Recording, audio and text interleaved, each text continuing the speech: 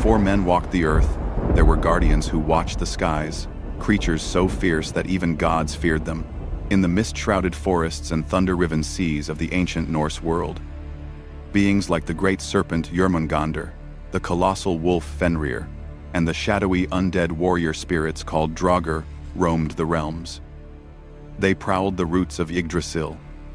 They tore at the sun and moon. They guarded secrets older than the gods themselves. Tonight, we descend into their world, a realm of ice, fire, and myth, and uncover the terrifying creatures of Norse legend. They were not just monsters. They were the guardians, the destroyers, and the tests of the gods themselves. Fenrir, the wolf born of chaos, destined to devour Odin at the world's end. Jörmungandr, the serpent so vast it encircled the earth, waiting for Ragnarök to strike. And Sleipnir, the eight-legged steed of Odin, swift enough to outrun death itself. These were the beasts that guarded the gods and shaped the fate of worlds. Before time had a name, before sun or moon had taken their thrones in the sky, there was only a yawning void, Ginnungagap. From its endless dark, two great forces stirred, the icy mists of Niflheim to the north and the searing fires of Muspelheim to the south. When frost met flame, creation began to breathe.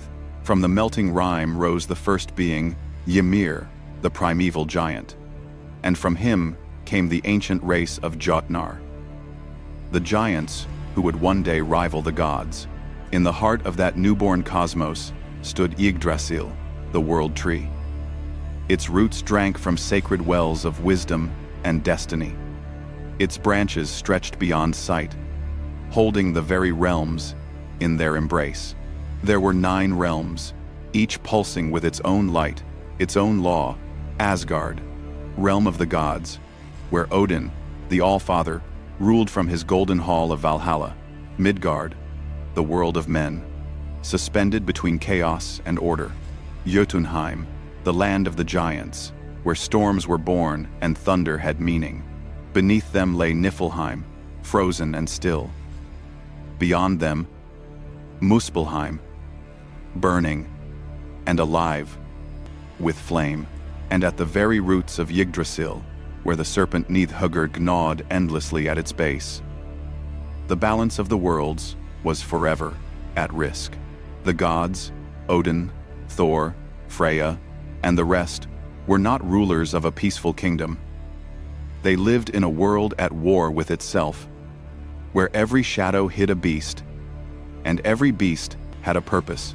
These creatures born from chaos, molded by fate, were not mere animals. They were the guardians of thresholds, the keepers of ancient truths, the weapons and the warnings of the gods. Some, like Fenrir, were destined to test the courage of heaven. Others, like Jörmungandr, to remind even gods of their limits. And some, like Sleipnir, carried divine will between realms where no mortal step could follow. Through these beasts, the Norse cosmos breathed a living, trembling balance between order and destruction. The gods might have forged the world, but it was these creatures that kept it alive. For in the sagas whispered by the skalds, one truth always remained. Even the might of Odin could not stand without the monsters beneath his feet. Among the beasts, who do you think is the most feared? In the cold dawn of the world, when gods still feared what fate had not yet revealed, there was a wolf, born of shadow and prophecy. His name was Fenrir. From the union of Loki, the trickster god, and Angrboda, the giantess of Jotunheim, came 3 children the gods could not understand. One was the serpent destined to encircle the world. One was the maiden of the dead, and one, a wolf, black-furred and bright-eyed, whose howl could shake the roots of Yggdrasil. The gods, in their fear, brought the young wolf to Asgard. At first, he was small, almost harmless, a creature that played beside the halls of the gods. But each day, he grew. He grew beyond measure, beyond reason, and with each breath, his strength multiplied. None but Tyr, the god of courage, dared feed him. Even Thor kept his distance. for when Fenrir opened his jaws, they stretched from the earth to the heavens. Odin, the All-Father, knew the signs. The seers had spoken, "This wolf shall be your doom." So the gods plotted to bind him. They forged chains, first of iron, then of stone, yet each one Fenrir shattered like twigs. Desperation drove them to the dwarves, the master smiths of the deep halls. And there, from the breath of fish, the roots of mountains, and the sound of a cat's footfall, they wove Sleipnir, a ribbon that gleamed like silk, but was stronger than fate itself. The gods returned to the wolf with smiles and deceit. They asked him to test his might against the strange ribbon. Fenrir, wise to their fear, demanded a price. "Let one of you place a hand within my mouth, as a pledge of trust," and only Tyr stepped forward. When the gods bound Fenrir, when the ribbon tightened and the wolf found he could not break it, he turned his eyes upon Tyr and closed his jaws. The hand was lost, and the prophecy began. From that day, Fenrir lay bound upon the plain of Lyngvi, his mouth chained, his fury growing. The skalds say that in the last days when Ragnarök comes, his bonds will break. The wolf will run free, his breath a storm, his roar the thunder of endings. He will devour the sun and swallow Odin whole, and when his hunger is finally sated, the world will burn and be reborn in silence. Jörmungandr, the World Serpent. Far from the halls of Asgard, in the endless depths of the sea, another child of Loki stirred, Jörmungandr, the serpent without end. When Odin saw the newborn creature, coiled and glistening with the poison of creation, he cast it into the waters of Midgard, thinking to rid the world of its threat. But the serpent grew. It grew until its body circled the earth, tail locked in its own jaws, a living ring that held the oceans in place. Its scales shimmered like stormlight. Its eyes burned like the northern stars. Beneath the waves, it listened to the heartbeat of the world above. The seers whispered that when Jörmungandr released its tail, Ragnarök would begin. Yet, its enemy was already written. Thor, the god of thunder, had crossed paths with the serpent many times. Once, he fished for it in the sea. The bait, a giant's ox head. When the serpent took the hook, the ocean split apart. Thor hauled with such might that the Midgard serpent rose from the deep, its coils darkening the sky. Its breath, thick with poison, thunder rumbled, waves shattered. And just as Thor lifted his hammer to strike, the giant who sailed beside him cut the line in terror. The serpent fell back into the deep, but their fates were bound forever. For in the final war, Thor and Jörmungandr would meet again. Thor would slay the serpent and walk 9 steps before the poison claimed his life. Thus ends the tale of Balance, a god and a beast, each destined to destroy the other, and to keep the world turning through their eternal opposition. Sleipnir, the steed between worlds. Not all creatures of the gods were born from rage or ruin. Some came from trickery and became legends of grace. Sleipnir was one such being. Long ago, when the gods sought to build the walls of Asgard, a mysterious builder offered to raise them in a single season. His price, the hand of the goddess Freya, and the sun and moon themselves. The gods agreed, but only if he could finish before the first day of summer. The builder worked with unnatural speed, aided by his powerful stallion, Svadilfari. The gods grew uneasy. They turned to Loki.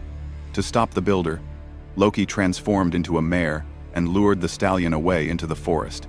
What followed was never fully told, but when Loki returned, he bore a foal gray as mist, strong as a gale, and with 8 legs instead of 4. Odin took the creature as his own and named him Sleipnir. No horse could match his speed. He could ride across land, sea, and sky, even into the realm of the dead. On stormy nights, it was said that the echo of distant hooves across the clouds was Sleipnir, carrying Odin from one realm to another, to gather wisdom from the seeress of hell, or to watch over battles yet to come. Sleipnir was not a creature of doom, but of movement, the bridge between life and death, between gods and mortals, between fate and freedom. For in Norse myth, Even a monster's birth could carry divine purpose. Garmr, the Hound of Hell. Deep beneath Yggdrasil's roots lies Helheim, the realm of shadows, where the dead dwell in silence. At its gates stands a guardian unlike any other Garmr, the Hound of Hell. Some call him kin to Fenrir, some say he is the shadow that fell from the wolf's heart. But all agree, he is the sentinel of the underworld.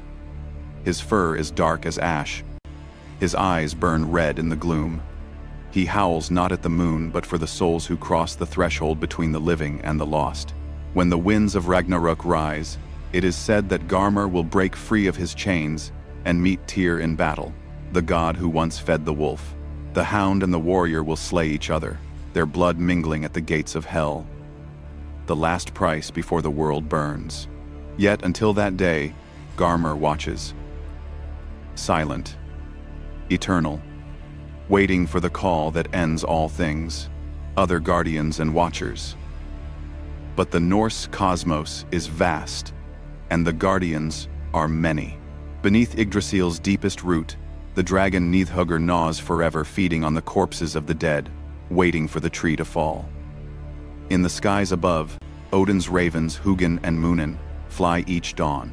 Thought and memory, they circle the realms and whisper the secrets of men into the Allfather's ear. Even the goats that pull Thor's chariot, Tangrisnir and Tangnjostr, are bound to the rhythm of rebirth. Slain at night, revived by morning, eternal as thunder itself.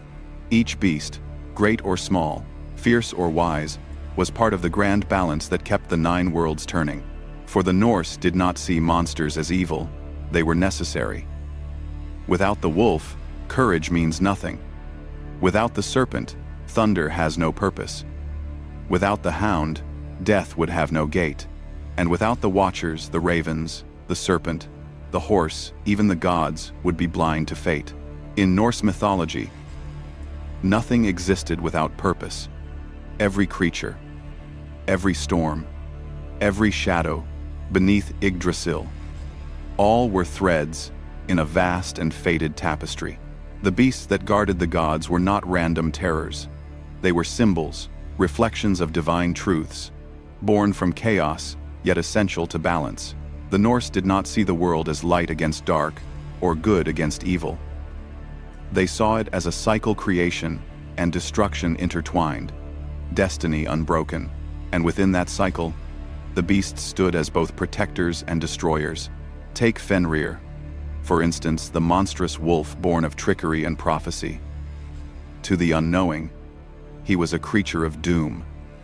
But to the Norse, he was inevitable fate. His jaws, destined to consume Odin himself, reminded gods and men alike that even power bows before destiny. Fenrir was not evil, he was truth, raw and merciless. Then there is Jörmungandr, the great serpent coiled around Midgard. He was both boundary and threat, his body circling the human world, keeping chaos at bay, yet his stirring foretold its end. In him lived the paradox of Norse belief, that stability exists only so long as destruction sleeps. When Thor and the serpent meet at Ragnarok, it is not merely battle, it is renewal through ruin. And Sleipnir, Odin's 8-legged steed, born of transformation, of deception turned divine. A being of crossing between worlds, between forms, between the known and the unseen. Sleipnir symbolized transition, the movement of gods between realms, the connection of life and death. His 8 legs were not excess, but meaning 4 for the physical world, 4 for the spiritual. A reminder that wisdom is found only by striding through both. Even Garmr, the Hound of Hell, who guards the gates of the underworld, he is not merely a sentinel of death, but its necessity. He represents the Norse understanding that endings protect beginnings.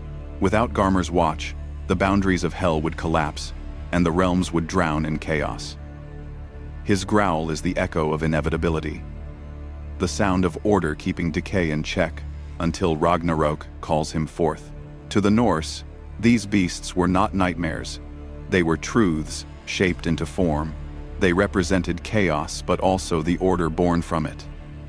They were destruction, yet also guardians of cosmic balance.